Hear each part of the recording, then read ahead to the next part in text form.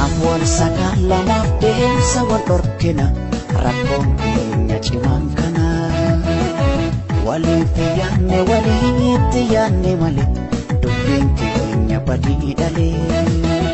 Maaf wal sakala mafdeen sa wal orkina rakkoon keenya cimaan kana walitti yaanne malee dubbiin keenya badii dhalee.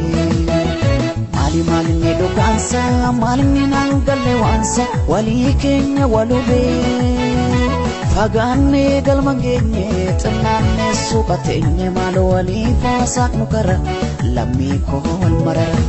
Fagaannee galma geenye xinnaannee suuqa teenye maal walii faasaaqnu kara lammii koo wal marara.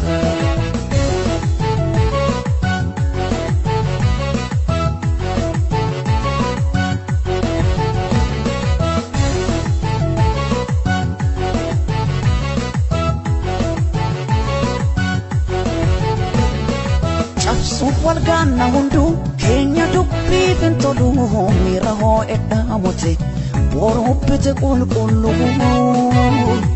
waliif gadda farrisa bari'uu waliif jibbine jabaadhutu doomaqe kana cimee na dhibee waliin faaluuf kana baannee abjuufafa yaada tokko dhabne akka ilmaan bofa. Isa waliif kaaneen jaalala dheeranna jibbi bu'aan tolu yaada geeddaranna. Koota waliif kaaneen jaalala dheeranna jibbi bu'aan tolu gaariitti deefanna.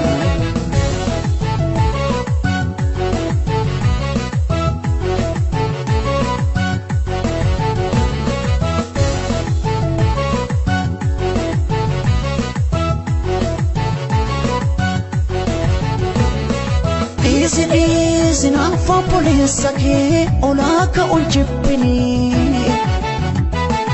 Isis yoo guddate mawayyaa gad buusuuf hin himini Isis ineetti gad darbachuuf soqxee jala naadini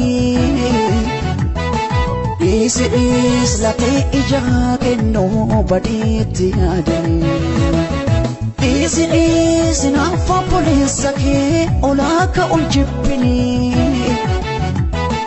Isis yoo guddate mawayyaa gad buusuuf hin himini Isis ineetti gad darbachuuf soqxee jala naadini Isis latee ijaa kennuu badiitti yaadani Maaf wal sakala mafdeen sa wal orkina rakkoon keenya cimaan kana walitti yaanne malee dubbiin keenya badii dhalee.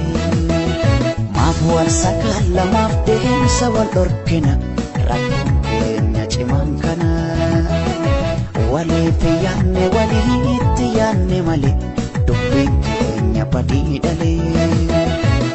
Malinni dhugaansa malinni nangalle waansa walii keenya walubee fagaannee galma geenye xinnaannee suuqa teenye maal walii faasaaqnu kara lammii koo wal marara.